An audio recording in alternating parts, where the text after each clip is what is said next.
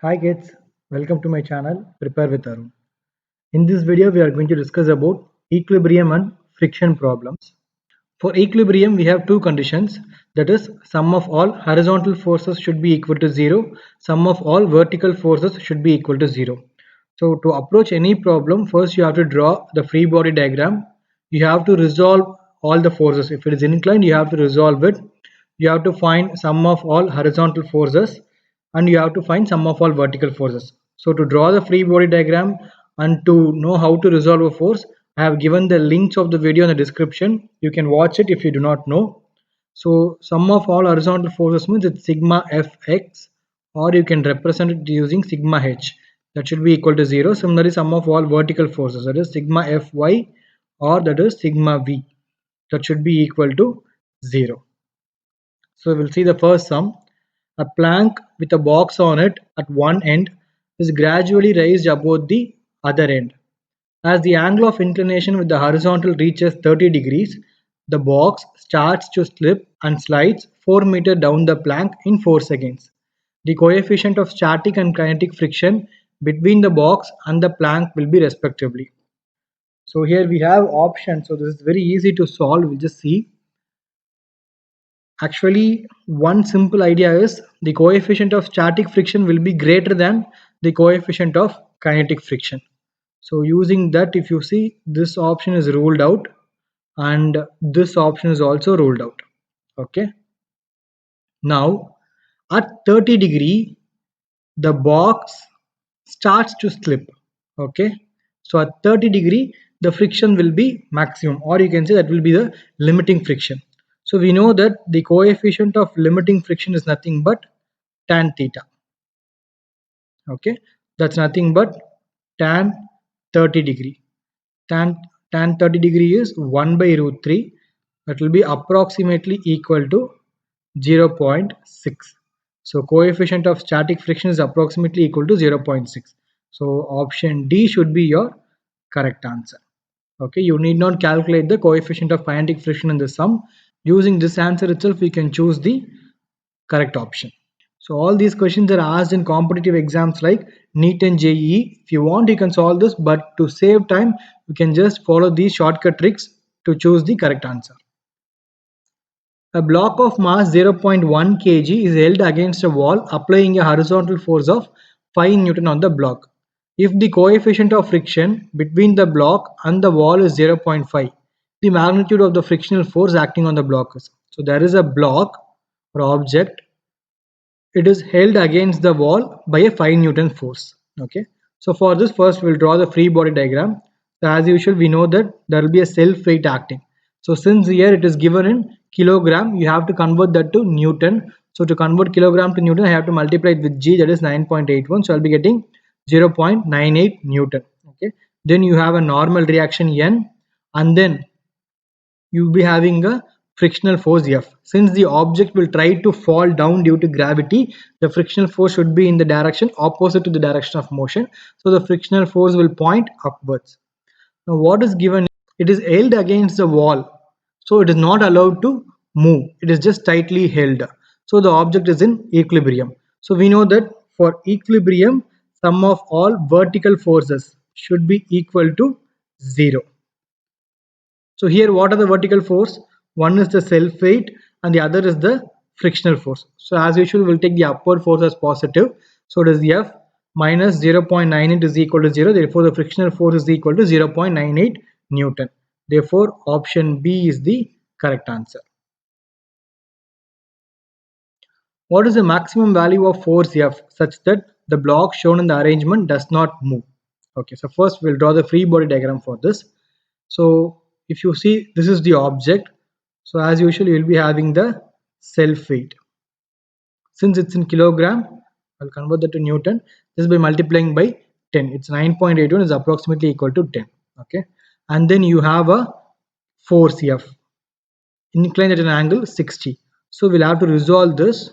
So this component will be F cos 60, and there will be a downward force, and this will be F sin 60. Since the direction of motion is like this, the force will try to move the object in this direction. So the frictional force will be acting in the opposite direction. So this is the frictional force. And then you will be having a normal force N. So it will be, since you have a contact surface here, there will be a normal force N. So in the question it's given that the block does not move. That means it is in equilibrium. So sum of all vertical forces will also be equal to 0. Sum of all the horizontal forces will also be equal to 0. So first we will equate sum of all the vertical forces to be equal to 0. So upward force will take it as positive. So N minus F sine 60, then minus root 3 into 10 is equal to 0, or N is equal to F sine 60 plus root 3 or plus 10 root 3. Okay, this is sum of all vertical forces is equal to 0. If I apply sum of all horizontal forces is equal to 0, then F cos 60 minus Fs will be equal to 0. But we know that the limiting friction is mu into n. So Fs can be written as mu into n, that is equal to 0. So we'll know the value for mu, that is 1 by 2 root 3. We know the value for n also. From this equation, we can substitute the value for n. So that is F sine 60 plus 10 root 3 is equal to 0. Okay. So we'll multiply this. Cos 60 value is 1 by 2. So minus 1 by 2 root 3 into sine value is sine 60 value is root 3 by 2 plus 10 root 3 is equal to 0. So that is F by 2 minus, here root 3 and root 3 will get cancelled, therefore F by 4 minus, here also root 3 and root 3 will get cancelled, and 2 and 10 will get cancelled, so I'll be getting 5 is equal to 0. That means for these two terms you can take LCM for F by 2 and F by 4. So LCM will be 4. So 2F minus F by 4 is equal to 5, or F is equal to, F by 4 is equal to 5, F is equal to 20. So 20 Newton is the correct answer. So option A is the correct answer. A small block of mass 0.1 kilogram lies on a fixed inclined plane PQ, which makes an angle theta with the horizontal. A horizontal force of 1 Newton acts on the block through its center of mass as shown in the figure. The block remains stationary if. So this is the free body diagram of the block. So I'll explain this. So to draw the free body diagram, first I have to draw the block. So I have drawn the block, and then you have the self weight of the block. So it is given as 0.1 kilogram. So to convert kilogram to Newton, I'm just multiplying it with 10. So it becomes 1 Newton. So you have this 1 Newton force, and we already know that if this angle is theta, then this angle is also theta. To know how, you can just refer to my how to draw the free body diagrams video. The link I have given it in the description. So if you resolve this 1 Newton force, this will be 1 cos theta, and this force will be 1 sin theta. Okay. Then you have another 1 Newton force applied on the block.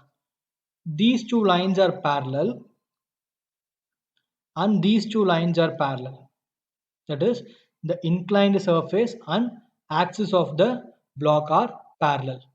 I'll just draw it here. So you have these, this is the surface, and this is the 1 Newton force, and this is the axis of the body.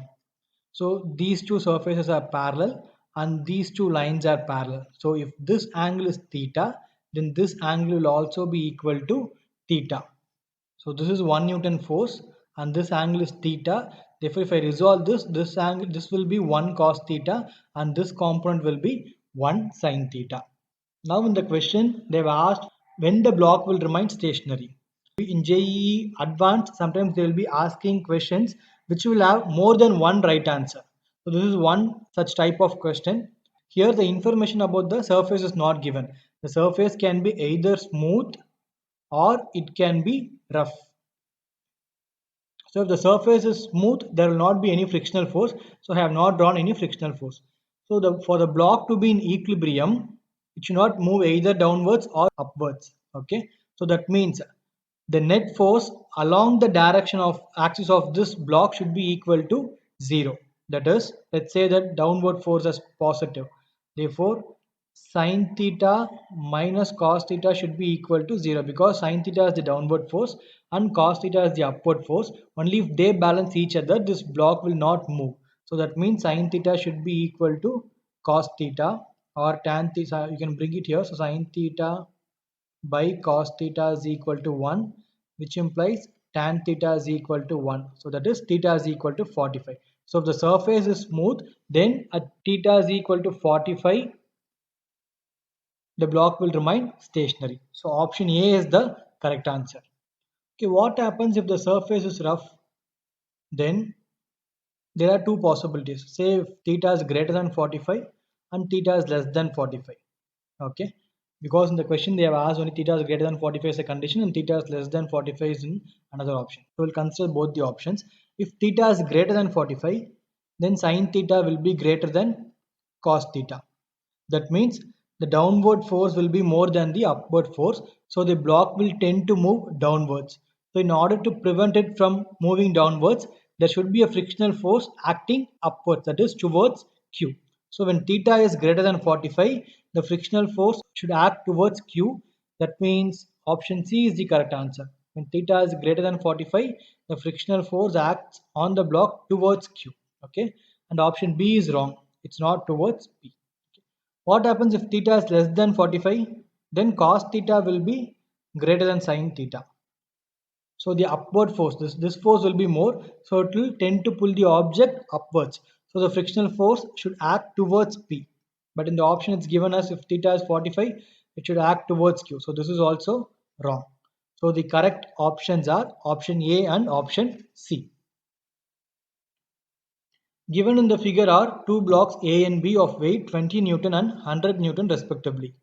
These are being pressed against a wall by a force F as shown. If the coefficient of friction between the blocks is 0.1 and between block B and the wall is 0.15, the frictional force applied by the wall on the block B is. Okay. So here we have two objects A and B and it is held against the wall by a single force F. So in this case I can consider both the object as a combined mass A and B and both the masses are held against the wall by a single force F. So we'll draw the free body diagram for this. So the combined mass is 100 plus 20, 120 Newton, and then you have a normal reaction. The block will tend to move downwards because of gravity, so the frictional force will be acting upwards. So here the force is pressing the block against the wall and the block remains in equilibrium.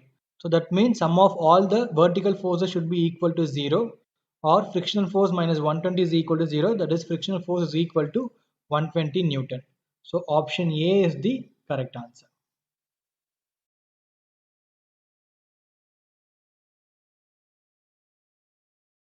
A block of mass m is on an inclined plane of angle theta. The coefficient of friction between the block and the plane is mu and tan theta is greater than mu. The block is held stationary by applying a force P parallel to the plane. The direction of force pointing up the plane is taken to be positive as P is varied from P1 mg sin theta minus mu cos theta to P2 is equal to mg into sin theta plus mu cos theta. The frictional force F versus P graph will look like. Okay. So the question I have represented using a diagram. So you have this object, the self height of the object is mg. We already know if this angle is theta, then this angle will also be equal to theta. So this is mg cos theta, mg sin theta. And it's given that tan theta is greater than mu. That is, theta is so high that the block starts moving downwards. Okay. So when the block starts moving downwards, there will be a frictional force that will be acting upwards. And then to keep the block stationary, we are adding a force P parallel to the plane. to prevent the block from falling down, the force P has to be acting upwards. So that is mentioned in the diagram. So it's given that the block is stationary. That means that it is in equilibrium. So the sum of all the forces along the direction of this plane, along the direction of plane is 0. So pointing upwards is positive. Therefore, P plus F minus mg sine theta should be equal to 0. That means F is equal to mg sine theta minus P. Okay. So when P increases, F will decrease. Correct. So we'll just try see the options. In B option, F is remaining constant even when P is increasing. So this option is ruled out. Even in D option, F is remaining constant as P increases. So this option is also ruled out. So in both options A and C, as P increases, say this is 0, 1, 2, 3, etc. As P increases, F is decreasing. So here say if this is 4, 3, 2, 1. So from 4 it is decreasing to 0. Here also it will be negative. That is the only difference. Say from minus 4 it's decreasing to 0. So here also the magnitude is decreasing from 4 to 0. Here also the magnitude is decreasing from 4 to 0. So in both the options the magnitude of F is decreasing. But in the question another point is given. The direction of force pointing up the plane is taken to be positive. So here F is pointing up the plane. Okay, so it is taken as positive. So when it is taken as positive, that means that this option has to be selected because only here F is positive. So option A is the correct answer. So in this type of sums, we have to say whether statement 1 is correct, statement 2 is correct, or statement 1 is correct and statement 2 is the correct reason for statement 1. So we have to choose from these variety of options. So we'll first approach statement 1. It is easier to pull a heavy object than to push it on a level ground. So we will just approach the sum using an example. So say there is a 3 Newton force and then I'm going to apply a force to push it. Say a 4 Newton force. I'm going to push it. It's acting at an angle of 30 degree. In another case, the same 3 Newton object, I'm going to pull it using a 4 Newton force inclined at an angle of 30 degree. Now we'll resolve this. So in this case, this will be 4 cos 30 and the vertical component will be an upward force of 4 sin 30. Whereas here, again this will be 4 cos 30, whereas the vertical component will be a downward force 4 sin 30. So the free body diagram, what else we have to draw? We have to draw the self weight 3 Newton and then a normal reaction. Since this force tends to move it in the right side, there will be a friction force acting in the left side. So that is F. Similarly, here also you will be having a self weight, a normal reaction, and then a frictional force. The opposite and the direction opposite to the direction of motion. So friction will be equal to mu into n. Let's say it is a limiting friction. Okay. Now, so this is an equilibrium. That means that sum of all the vertical forces is 0. So we'll take upward force as positive. So n minus 3 Newton minus 4 sin 30. Sin 30 is 1 by 2. So 4 into 1 by 2 is equal to 0. So n minus 3 minus 2 is equal to 0 or n is equal to 5 Newton. If value of mu is say 0.1, then F will be equal to 0.5 Newton. So this this applied force should overcome this 0.5 Newton force to push it. Whereas in this case, again the sum of vertical forces is 0. Therefore, n plus 4 sin 30 minus 3 is equal to 0. That is n plus 2 minus 3 is equal to 0 or n is equal to 1 Newton. Therefore, friction is 0.1 into 1 is 0.1 Newton. So in this case, we have a less friction force, so it will be easy to move when compared to this. Here it's 0.5, here it is 0.1. So in this case, the frictional force will be less when compared to the first case. So it is easier to pull an object when compared to pushing an object. So first statement is correct. Statement 2, the magnitude of frictional force depends on the nature of two surfaces in contact. Yeah, correct. Because if the surfaces are smooth, then the frictional force will be less. If the surfaces are rough, then the frictional force will be more. So the magnitude of frictional force depends on the nature of two surfaces in contact. That is also correct. So statement 1 is correct, statement 2 is correct. But statement 2 is not connected with statement 1 in any way.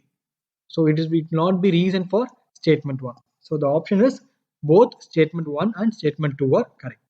Thanks for watching the video. If you like my explanation, please like the video, share the video and subscribe to my YouTube channel Prepare with Arun. Thank you.